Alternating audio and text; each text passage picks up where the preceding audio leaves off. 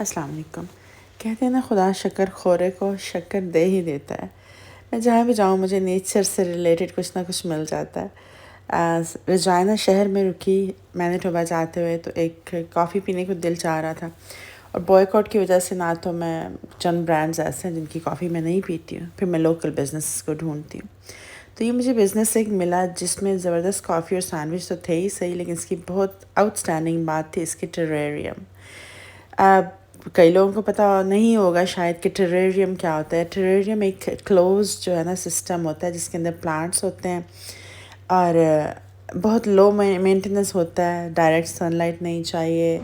इसका अपना water cycle, nutrient cycle होता है जिसके साथ ही चलता रहता है, और इसके बारे में आप मज़ीद रिसर्च कर सकते हैं। लेकिन इस वक्त इस कैफ़े की खूबसूरती को देखिए कि कैसे खूबसूरती से जो है ना इसका लेआउट हुआ है। जगह जगह टेरेरियम रखे हुए हैं। जो बॉक्स के अंदर जो पौधे हैं जो आप देख रहे हैं, ये ज़िंदा पौधे हैं, और आप इनको ख़रीद भी सकते हैं।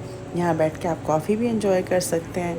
और इस कदर ग्रीनरी थी कि बस, हालांकि मैंने टेक अवे करनी थी कॉफ़ी, लेकिन इस जगह की खूबसूरती देख के मैं यहाँ बैठ गई हूँ। टेरेरियम के बारे में सीखिए, बहुत आसान है बनाने।